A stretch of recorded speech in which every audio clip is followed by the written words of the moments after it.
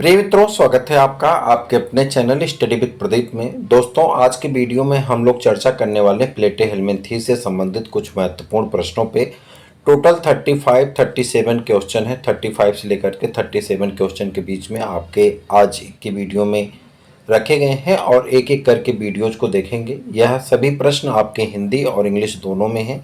इस वीडियो का नाम हम रखते हैं PYQ। आप लोग बहुत ज़्यादा लोग इस प्रीवियस ईयर क्वेश्चन पेपर से नहीं, लेकिन इस सीरीज का नाम जो हमने रखा है आर स्क्वायर फार्मूला, ये आपके लिए बहुत महत्वपूर्ण है। यानी रिपीटेड और रिलेटेड प्रश्नों की सीरीज के साथ हम लोग यहाँ पे उपस्थित होते हैं और एक एक सेगमेंट के सभी प्रश्नों को सॉल्व करते हैं।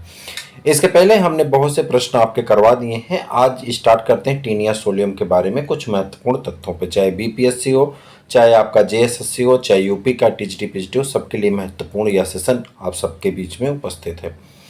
टीनिया सेजिनेटा टीनिया सोलियम से भिन्न है क्योंकि इनमें अनुपस्थित होता है। कह रहा कौन सी ऐसी चीज़ है जो अनुपस्थित है जिसके वजह से दोनों स्पीसीज अलग अलग हैं, सेजिनेटा और जो है सोलियम। यहाँ कह रहे taenia saginata differs from the taenia solium as it lacks. Taenia saginata taenia solium से अलग है क्योंकि इसके पास होता रोस्टेलम, सकर, स्कोलेक्स, ननादिस। इसके पास कौन सी ऐसी चीज़ है जो नहीं पाई जाती? तो यहाँ पे रोस्टेलम नहीं पाया जाता है। कह रहा टीनिया सेजिनेटा तथा टीनिया सोलियम, टीनिया सेजिनेटा और टीनिया सोलियम दोनों ही मनुष्य के आंत के परजीवी हैं। पहला प्रश्न आपका यहीं पे इंटेस्टाइनल पैरासाइट है।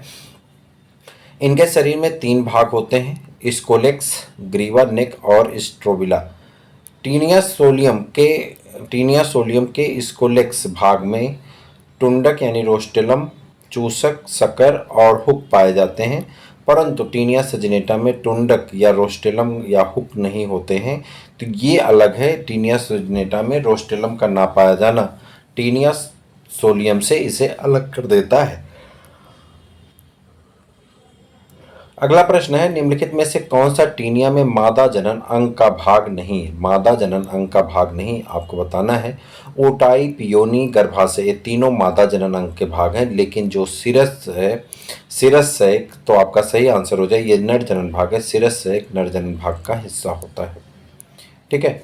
Which of the following is not the part of the female reproductive tract of taenia? Taenia के फीमेल रिप्रोडक्टिव ट्रैक्ट का हिस्सा नहीं है और वो हो जाता है आपका कौन सा? सिरस सैक।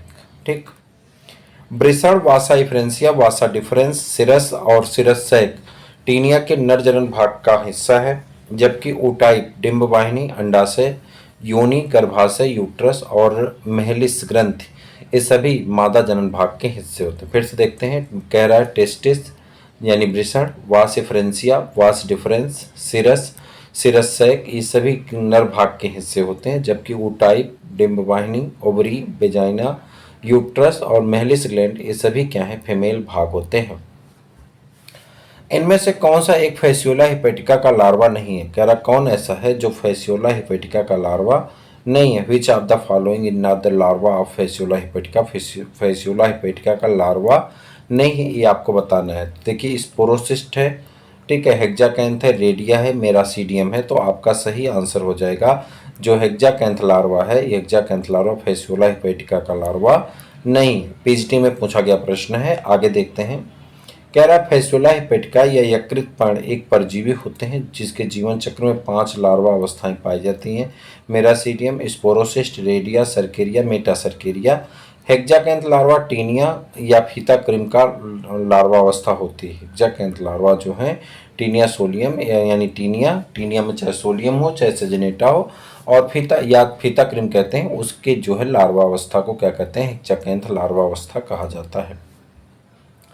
अगले प्रश्न की तरफ बढ़ते हैं। अगला प्रश्न आपकी स्क्रीन पे कुछ इस प्रकार से है और इसका आंसर आप सबको देना है। यकृत कृमि का स्वतंत्र रूप से तैरने वाला सीलिया युक्त लार्वा कौन सा है? यकृत कृमि का स्वतंत्र रूप से तैरने वाला टीनिया सोलियम का लार्वा कौन सा है? आपको ही बताना है। तो कह रहा है free swimming ciliated larva of liver fluke यानी यकृत कृमि का कौन सा है? आपको बताना है। यहाँ पे रेडिया है, मेरासीडियम है, मेटासर्केरिया है, सर्केरिया है, तो सही आंसर कौन है? मेरासीडियम लार्वा जो है यहाँ पे लार्वा अवस्था में पाया जाता है। यकृत कृमि भेड़ या अन्य मवेशियों, बकरी, सूअर इत्यादि के यकृत की वाहिकाओं में पाया जाता है। इसके जीवन चक्र में विभिन्न लार्वा अवस्थाएं पाई जाती हैं, जैसे कि मेरिसीडियम लार्वा अवस्था, स्पोरोसिस्ट लार्वा अवस्था, रेडियल लार्वा अवस्था, सर्केरिया लार्वा अवस्था, मेटासर्केरिया। इनमें दो अवस्थाएं स्वतंत्र तैरने वाली होती हैं, मेरिसीडियम तथा सर्केरिया। मेरिसीडियम अवस्था सीलिया युक्त होती है। मेरिसीडियम अवस्था जो होती है वह सीलिया युक्त होती है, यानी सीलिएटेड होती है। ठीक है।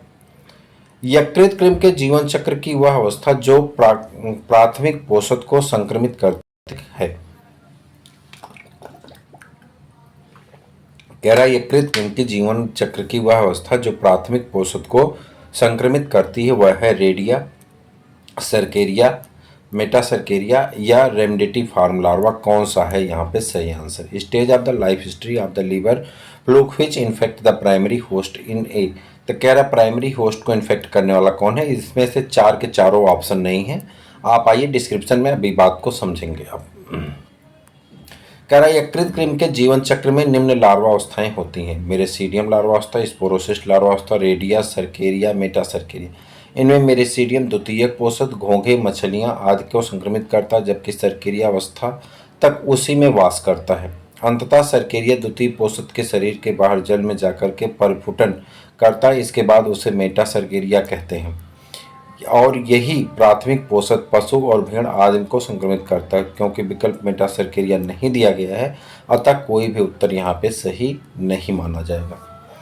निम्न में से फैसियोला के किस डिंबक अवस्था में कई डिंबक उत्पन्न नहीं होते हैं? कह रहा किस डिंबक अवस्था में कोई डिंबक उत्पन्न नहीं होते हैं? आपको बताना कौन से डिंबक अवस्था में कोई डिंबक उपस्थित नहीं होते हैं, ये आपको बताना। आप the following which stage of Fasciola does not produce several larva. कह रहा कौन सा स्टेज है जिसमें कोई लार्वा प्रोड्यूस नहीं होता है? स्पोरोसिस्ट में, सेकेंडरी रेडिया में, प्राइमरी रेडिया में और सर्केरिया में। तो ऐसा किस में होता है? सर्केरिया लार्वा में। सबसे छोटा फीता कृमि कौन सा है? आपको ये बताना है। सबसे छोटा फीता कृमि जो होता है उसका नाम क्या है? इकाइनोकोकस है। इकाइनोकोकस आपका सबसे छोटा फीता कृमि माना जाता है। यदि दिए गए विकल्पों में इकाइनोकोकस सबसे छोटा फीता कृमि होता है, जिसकी लंबाई 3 से 6 मिलीमीटर तक होती है। इसका प्राथमिक पोषक कुत्ते होते हैं। मानव को भी यह प्रभावित करता है। ज्वाला कोशिकाओं का संबंध किससे है? ज्वाला कोशिकाओं का संबंध जो है आपका स्क्रीसन से है, और ये प्लेटेहेल्मिन्थीज के जो ऑर्गेनिज्म होते हैं उसमें पाया जाता है। ज्वाला कोशिकाएं प्लेटेहेल्मिन्थीज संघ के जंतुओं में पाई जाती हैं। ये उत्सर्जन से संबंधित होती हैं। इन कोशिकाओं के मध्य में एक बड़ी गुहा होती है। इन कोशिकाओं के मध्य में एक बड़ी गुहा होती है, जिनमें कुछ फ्लैजिला के एक सिरे से दूसरे सिरे आपस में मिले होते हैं और उनके गत में ज्वाला के समान संरचनाएं दिखाई देती हैं, जिन्हें ज्वाला कोशिकाएं कहते हैं। ज्वाला कोशिकाओं का संबंध किससे है? कह रहा फिर वही प्रश्न रिपीट हो गया, तो आप कहेंगे ज्वाला कोशिकाओं का संबंध किससे है? तो स्क्रीसन से होता है। सेम क्वेश्चन रिपीट हुआ है दूसरे साल 2011 में। ठीक है। ज्वाला कोशिका संबंधित है। सेम क्वेश्चन कई बार पूछा गया, अब यहाँ टीजीटी में पूछ लिया गया तो स्क्रीटरी सिस्टम से। ठीक। आगे है ज्वाला कोशिकाएं होती हैं, यही सबसे ज़्यादा पूछा गया प्रश्न है उत्सर्जी कोशिकाओं से, स्क्रीटरी सिस्टम से। ठीक। सिस्टोसोमा में गाइनकोफोरिक कैनाल पाई जाती है। सिस्टोसोमा में गाइनकोफोरिक कैनाल पाई जाती है। तो ये आपको बताना है नर में मादा को पकड़ने के लिए, दूसरा है आपका नर में अंडों को पकड़ने के लिए, तीसरा है आपका मादा के अंडों को पकड़ने के लिए, या फोर्थ है मादा में नर को पकड़ने के लिए। अब आपको सही आंसर यहाँ पे बताना है। तो सही आंसर होगा नर में मादा को पकड़ने के लिए, नर में मादा को पकड़ने के लिए सिस्टोसोमा पाया जाता है। सिस्टोसोमा को समांतर रुधिर फ्लूक या ब्लड फ्लूक के नाम से भी जाना जाता है। यह मनुष्य में रुधिर वाहिनियों में परजीवी होता है। इसका द्वितीय पोषक घोघा होता है। नर सिस्टोसोमा में गाइनकोफोरिक कैनाल पाई जाती है। इसका उपयोग वह निषेचन के समय मादा को पकड़ने के लिए करता है। निषेचन के पश्चात मादा नर से अलग होकर अंडे देती है। सिस्टोसोमा को समानता क्या कहा जाता है? सिस्टोसोमा को समानता रुधिर फ्लूक या ब्लड फ्लूक कहा जाता है।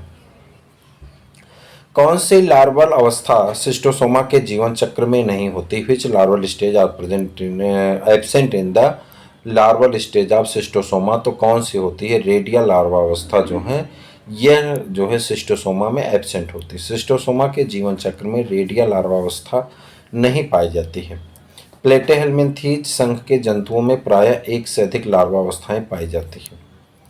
पाचन तंत्र पूर्ण रूप से नहीं पाया जाता है। पाचन तंत्र पूर्ण रूप से नहीं पाया जाता है सिस्टोड्स में। पाचन तंत्र पूर्ण रूप से नहीं पाया जाता है सिस्टोड्स में। Digestive system is completely absent in किसमें? सिस्टोड्स में पाया जाता एब्सेंट होता है। सिस्टोड्स में पाचन तंत्र पूर्ण रूप से अनुपस्थित होता है। इस वर्ग में फाइलम प्लेटेहेल्मिन्थीज के सभी जंतु अंतःपरजीवी होते हैं।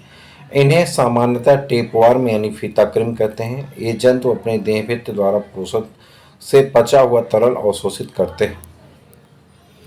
किस वर्ग के जंतुओं में आहार नाल अनुपस्थित होती है? आपको ये बताना किस वर्ग के जंतुओं में आहार नाल अनुपस्थित होती है। तो उसका नाम है सिस्टोडा वर्ग में। तो सिस्टोडा कहते हैं। कैरा alimentary canal absent in the animal of the class, तो कहते हैं सिस्टोडा में। प्लेटेहेल्मिन्थीज संघ के वर्ग सिस्टोडा के सभी जंतु कशेरुकी के अंतःपरजीवी होते हैं। इनमें अवायवीय श्वसन होता है तथा आहार नाल अनुपस्थित होता है। सामान्यतः इसे टेपवर्म कहते हैं, जैसे कि टीनिया आदि।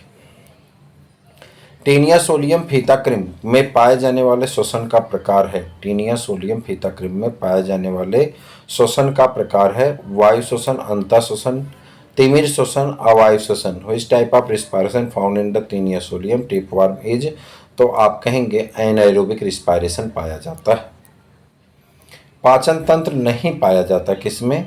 Digestive system is not found in. Digestive system नहीं पाया जाता किसमें? तो यहाँ पे एस्केरिस है, टीनिया है, तिलचट्टा है, केचुआ है। तो आप बताएंगे किसमें? केचुए में, नहीं इसमें सॉरी टीनिया में। इसमें से कौन सा प्लेटेहेल्मिन्थीज का लक्षण है? प्लेटेहेल्मिन्थीज के जो सदस्य होते हैं वह सभी जो है अरीसम्मित पाई जाती है। ठीक है, उसके बाद ट्रिप्लोब्लास्टिक है, मेटामेरिक है, या सभी? तो आप कहेंगे इसमें से जो है सभी क्या होते हैं? ट्रिप्लोब्लास्टिक होते हैं, यानी एक्टोडर्म, मेसोडर्म और एंडोडर्म तीनों लेयर पाई जाती हैं। कैरा प्लेटेहेल्मिन्थीज संघ के जंतुओं में ट्रिप्लोब्लास्टिक यानी त्रिस्तरीय होते हैं, क्योंकि इनमें 3 जर्मिनल अस्तर एक्टोडर्म, मेसोडर्म और एंडोडर्म होते हैं, जिन्हें मेटामेरिक खंडन या अरीसम्मित कहते हैं। इसमें मेटामेरिक खंडन अरीसम्मित नहीं पाई जाती। ठीक है। टीनिया अपना भोजन ग्रहण करता है केवल। टीनिया अपना भोजन कहाँ से ग्रहण करता है? मुख द्वारा, चूसक द्वारा, देहभित्ति के द्वारा और उसके बाद चूसक तथा मुख दोनों के द्वारा। तो कह रहा taenia takes its food only through mouth, sucker, body wall या शक्कर एंड माउथ पार्ट। तो कह रहा टीनिया अपना भोजन जो है ये कहाँ से? बॉडी वाल से ग्रहण करता है। टीनिया एक परजीवी जंतु है जो मनुष्य में आंत में पाया जाता है। इसमें आहार नाल पूर्ण रूप से अनुपस्थित होती है, अतः मुख नहीं पाया जाता है और पोषक की देह से अवशोषित करता है। चूसक अपने पोषक की आंत से चिपकने में सहायता करते हैं। निम्न जंतुओं में से किसमें आहार नलिका नहीं होती है? फैसियोला, एस्केरिस, एनसाइक्लोस्टोमा और टीनिया। तो किसमें जो है किसमें आहार नलिका नहीं पाई जाती है? तो आप कहेंगे टीनिया में आहार नलिका नहीं पाई जाती है। निम्न में से किसकी उपस्थिति से टीनिया पोषक के पाचन रसों से बच जाता है? कह रहा है कि निम्न में से किसकी उपस्थिति से टीनिया उस पोषक में पाचन रसों से बच जाता? अम्लीय म्यूकोपॉलीसेकेराइड, क्षारीय म्यूकोपॉलीसेकेराइड, अम्लीय लाइकोपॉलीसेकेराइड या क्षारीय लाइकोपॉलीसेकेराइड। तो आपको बताना है। तो कह रहा है कि यहाँ पे अल्केलाइन म्यूकोपॉलीसेकेराइड यानी क्षारीय म्यूकोपॉलीसेकेराइड से अपने आप को बचाता है।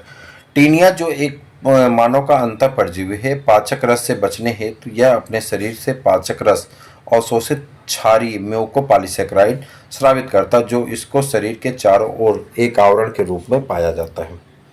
निम्न में से कौन से फीताकृमि में नर परिपक्वता उभयलिंगी होती है? कह रहा किसमें? प्रोटेंड्रसली हर्माफ्रोडाइट होते हैं, यानी नर उभयलिंगता जो है पाई जाती है। तो यहाँ पे आपका सही आंसर हो जाएगा नर उभयलिंगता पाई जाती टीनिया में। किसमें पाई जाती है? टीनिया में। टीनिया प्लेटेहेल्मिन्थीज संघ का एक सदस्य है जो अपना जीवन चक्र 2 पोषकों मनुष्य और सूअर में पूर्ण करता है। वयस्क परजीवी मनुष्य की आंत में एक लंबी अपारदर्शक फीते के रूप में पाया जाता है। टीनिया एक नर परिपक्वता उभयलिंगी यानी प्रोटो इंडस्ट्रियली हर्माफ्रोडाइट जंतु होता है। निम्नलिखित में गुदा किसमें अनुपस्थित होता है? निम्नलिखित में गुदा किसमें अनुपस्थित होता है? जोंक में, गोलकृमि में, केचुआ में, चपटाकृमि में। तो किसमें अनुपस्थित होता है गुदा? तो गुदा जो है अनुपस्थित होता है जो है यहाँ पे फ्लैटवर्म में। तो चपटाकृमि में गुदा नहीं पाया जाता है। इनकम्प्लीट डाइजेस्टिव सिस्टम पाए जाते हैं, हमने आपको क्लास में पढ़ाया है। चपटाकृमि प्लेटेहेल्मिन्थेस संघ के प्राणियों को कहा जाता है। इनमें आहार नाल या तो अपूर्ण होता है या अनुपस्थित होता है। अपूर्ण आहार नाल में गुदा अनुपस्थित होती है। फैसियोला हिपेटिका यकृत पर्णाभ के जीवन चक्र के मध्यस्थ पोषक कौन होता है? कह रहा है कि जो the intermediate host in the life cycle of the Fasciola हिपेटिका is, Fasciola हिपेटिका की लाइफ साइकिल का जो इंटरमीडिएट होस्ट है वो कौन है? स्नेल है। फैसियोला हिपेटिका एक द्विपोषदी परजीवी है। इसका जीवन चक्र 2 पोषदों में पूर्ण होता है। भेड़ प्राथमिक पोषद माना जाता है क्योंकि इनमें इसकी वयस्क अवस्था होती है। घोघा मध्यस्थ पोषद माना जाता है, इसमें लार्वा अवस्थाएं होती हैं। फैसियोला किसके द्वारा यकृत से चिपका रहता है? 4 चूसकों से, 2 चूसकों से, 1 चूसकों से, केवल कांटों से। तो कह रहा है कि ये यकृत से किसके द्वारा चिपका रहता है? आपको ये बताना है। 4 चूसकों से, 2 चूसकों से, 1 चूसक से, केवल कांटों से। तो आप कह देंगे किससे? 2 चूसकों से चिपका रहता है। किससे? 2 शकर से। फैसियोला प्लेटेहेल्मिन्थेस संघ के वर्ग ट्रिमेटोडा का सदस्य है। फैसियोला वंश में फ्लूक समानता कशेरुकी जंतुओं जैसे कि पालतू पशु, भेड़, बकरी, खरगोश आदि की यकृत में पित्त वाहिनियों में रहते हैं। फैसियोला हिपेटिका समानता भेड़ का यकृत फ्लूक है। इसके द्वारा फैसियोलेसिस नामक रोग हो जाता है, यानी फाइलेरियासिस नामक रोग हो जाता है। यह एक अंतःपरजीवी है और इसके जीवन चक्र में 2 पोषद में पूरा होता है। प्राथमिक पोषद एक कशेरुकी और द्वितीय पोषद पर पोषती अकशेरुकी होता है। यह उभयलिंगी होता है। फैसियोला में 2 चूसक पाए जाते हैं। प्रथम मुखी या अग्र चूसक तथा दूसरा प्रतिपृष्ठ चूसक होते हैं। इसे एस्टाबुलम भी कहते हैं। कह रहा दूसरा जो चूसक होता है उसे एस्टाबुलम भी कहते हैं और इसे प्रतिपृष्ठ चूसक के नाम से भी जाना जाता है। द्विपार्श्विक सममित दिखाने वाला प्राणी जगत का पहला संघ है आर्थ्रोपोडा, एनिलिडा, मोलस्का और platyhelminthes. The first phylum of animal kingdom to exhibit bilateral symmetry is, तो वो हो जाता है आपका बायलेटरल सिमेट्री पहली बार जहां दिखाई देती है उसका नाम क्या हो जाता है? प्लेटेहेल्मिन्थेस। विकल्प में सभी संघों के अधिकांश जंतुओं में मूल रूप से द्विपार्श्विक सममित पाई जाती है। प्लेटेहेल्मिन्थेस संघ प्राणी जगत का पहला संघ है जिसके जंतुओं में द्विपार्श्विक सममित दिखाई देती है। इससे निम्न स्तर के जंतुओं में यह नहीं दिखाई देता है। प्रमोचन प्रक्रिया होती है, आपको बताना प्रमोचन प्रक्रिया होती है। 1 सेकंड रुक जाइएगा। प्रमोचन प्रक्रिया होती है आपको बताना किसमें? तो प्रमोचन प्रक्रिया आपके कोशिका पाचन में, फैगोसाइटिक कोशिकाओं का नष्ट होने में, अंडपूर्ण देहखंड के शरीर से अलग होने में, अनिषेचित अंडों के विकास में। किसमें होता है? तो कह रहा है देखिए, apolysis is the process of, apolysis एक प्रक्रिया है, separation of gravid proglottid from the main body. Main body से ग्रेविड प्रोग्लैटिड का अलग होना क्या कहलाता है? सेपरेशन कहलाता है या एपोलाइसिस कहलाता है। टेपवार्म के शरीर में मिथ्या खंड पाए जाते हैं जिसे देह खंड कहते हैं। इनमें अंतिम खंडों में अंडे भरे रहते हैं जिन्हें ग्रेविड कहते हैं। ये खंड मुख्य रूप से मुख्य शरीर से अलग होते हैं, इसे एपोलाइसिस कहा जाता है। ग्रेविड खंडों का टीनिया के शरीर से झड़ कर गिरना कहलाता है एपोलाइसिस। स्ट्राबुलेशन मेटामेरिज्म क्या कहलाता है? तो एपोलाइसिस कहलाता है। अभी ऊपर हमने आपको इसी के बारे में डिस्क्रिप्शन में बताया है। क्या कहलाता है? एपोलाइसिस कहलाता है। चपटे कृमियों के अंगों के बीच उपस्थित मेजोडर्मी ऊतक कहलाते हैं। चपटे कृमियों के अंगों के बीच उपस्थित मेजोडर्मी ऊतक कहलाते हैं। क्या कहलाते हैं? पैरेन्काइमा, स्क्लेरेन्काइमा, बोट्राइडल या मेजोग्लिया। तो कह रहा है कि मेजोडर्मी लेयर जो है चपटे कृमियों के बीच में जो पाए जाते हैं उन्हें पैरेन्काइमा कहते हैं। क्या कहते हैं? पैरेन्काइमा। चपटे कृमियों के देह गुहा में एक तरल मेजोडर्मी ऊतक भरा होता है जिसे पैरेन्काइमा या मीजेनकाइमा कहते हैं। यह एक द्रव स्थैतिक कंकाल के रूप में कार्य करता है तथा अंगों को अपने शरीर स्थान पर स्थिर रखता है। अपने स्थान पे क्या रखता है? स्थिर रखता है। तो ये आपका प्रश्न हो गया क्वेश्चन नंबर 30। आगे बढ़ जाते हैं। ब्लैडर क्रिम पाया जाता है। ब्लैडर क्रिम किस में पाया जाता है? मनुष्य की मांसपेशियों में, सुअर या गाय की मांसपेशी में, मनुष्य के मल में, मृदा में। तो आप बताएंगे ब्लैडर वार्म पाए जाते हैं कहाँ पे? तो ब्लैडर वार्म पाए जाते हैं muscles of cow and pig. Bladder worm tapeworm taenia solium या टीनिया सेजिनेटा का एक लार्वा है जो कि सुअर या गाय की मांसपेशियों में विकसित होता है तथा अधपके मांस को खाने वाले मनुष्यों को संक्रमित करता है। टीनिया का जीवन चक्र होता है। टीनिया का जो जीवन चक्र होता है वो कैसा होता है? मोनोजेनेटिक, डाइजेनेटिक, पॉलीजेनेटिक या हेक्साजेनेटिक। तो टीनिया का जो जीवन चक्र होता है वो डाइजेनेटिक होता है। टीनिया सोलियम, टीनिया सेजिनेटा मनुष्य के आंत का परजीवी है। टीनिया के सदस्यों का जीवन चक्र द्विपोषी होता है, अर्थात यह 2 पोषदों में पूरा होता है। मनुष्य इसका प्राथमिक पोषक है क्योंकि इसकी वयस्क प्रवस्था पाई जाती है। टीनिया सोलियम का द्वितीय पोषक सुअर तथा टीनिया सेजिनेटा का द्वितीय पोषक गाय या बैल होता है। मिसेल पोर्क मांस का कारण है। मिसेल पोर्क मांस का कारण है हेक्साकैंथ की उपस्थिति, सिस्टी सर्कस की उपस्थिति, प्रोग्लाटिड की उपस्थिति, सर्केरिया की उपस्थिति। तो कह रहा है कि यहाँ पे द रीजन ऑफ द मेल्सी पोर्क, तो ये हो जाएगा आपका प्रेजेंस ऑफ किसका? Presence of cysticercus larva. Presence of cysticercus larva. Taenia solium या टेपवार्म की 2 लार्वा अवस्थाएं होती हैं हेक्साकैंथ और सिस्टी सर्कस या ब्लैडर वार्म। जब सुअर जो कि इसका द्वितीय पोषक होता है का मांस सिस्टी सर्कस से अत्यधिक संक्रमित होता है तो इसे मिसेल पोर्क कहते हैं। ब्लैडर वार्म डिंबक है। ब्लैडर वार्म डिंबक है ओबिलिया का, रेशम कीट का, टीनिया का और नेरीस का। Bladder warm is the larva of, तो आप कहेंगे ये किसका लार्वा है? टीनिया सोलियम का लार्वा होता है। ब्लैडर वार्म लार्वा है टेपवार्म का, घोघा का, कीट का, इकाइनोडर्मेटा का। तो आप कहेंगे ब्लैडर वार्म लार्वा है टेपवार्म का। किसका है? टेपवार्म का। ऑस्मोट्रॉफी पाई जाती है किसमें? ऑस्मोट्रॉफी इज फाउंड इन, ऑस्मोट्रॉफी पाई जाती है टीनिया सोलियम में। ऑस्मोट्रॉफी किसमें पाई जाती है? टीनिया सोलियम में। टीनिया एक परजीवी होता है जो आंत में रहता है। इसके चारों ओर द्रवी माध्यम होता है। इसके द्वारा द्रवी माध्यम तथा अपने शरीर के अंदर के तरल के बीच संतुलन बनाए रखने को ऑस्मोट्रॉफी कहते हैं।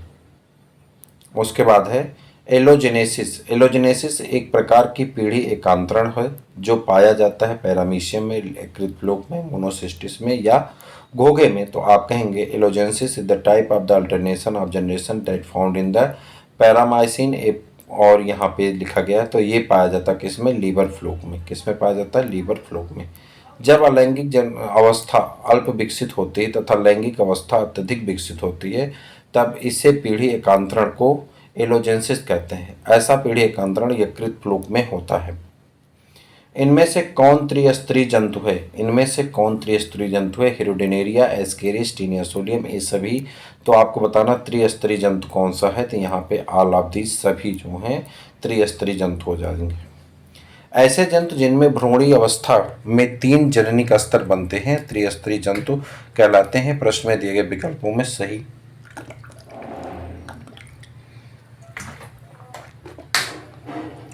सभी जंतु त्रिस्तरीय हैं। आगे बढ़ते हैं। कह रहा है इसमें से कौन सा जंतु समूह आंतरिक परजीवी नहीं है? कौन सा जंतु समूह आंतरिक परजीवी नहीं है ये आपको बताना। ट्रिमेटोडा, सिस्टोडा, टर्बिलेरिया और स्पोरोजोआ। तो सही आंसर हो जाएगा आपका टर्बिलेरिया जो है आपका, ये इंडोपैरासाइट नहीं। टर्बिलेरिया, सिस्टोडा तथा ट्रिमेटोडा संघ प्लेटेलमेंथीज के वर्ग हैं। जो सिस्टोडा के सभी जंतु अंतःपरजीवी होते हैं। ट्रिमेटोडा के जंतु बाह्य और अंतःपरजीवी होते हैं जबकि टर्बिलेरिया के सदस्य मुक्त स्वतंत्र जीवी होते हैं। स्पोरोजोआ प्रोटोजोआ के अंतर्गत एक समूह है जिसमें सभी सदस्य अंतःपरजीवी होते हैं। तो इस प्रकार से प्लेटेहेल्मिन्थीज आपकी एक बड़ी टॉपिक थी जो कंप्लीट हुई। कल हम लोग चर्चा करने वाले एस्केल्मेंथीज के बारे में। चैनल पे यदि आप नए हैं तो चैनल को सब्सक्राइब कर लीजिए और अपने मित्रों को शेयर कर दीजिए और वीडियो को जितना हो सके उतना लाइक करिए। फिर हम लोग मिलते हैं किसी और वीडियो में, किसी और क्लास में। तब तक के लिए इजाज़त दीजिए। जय हिंद।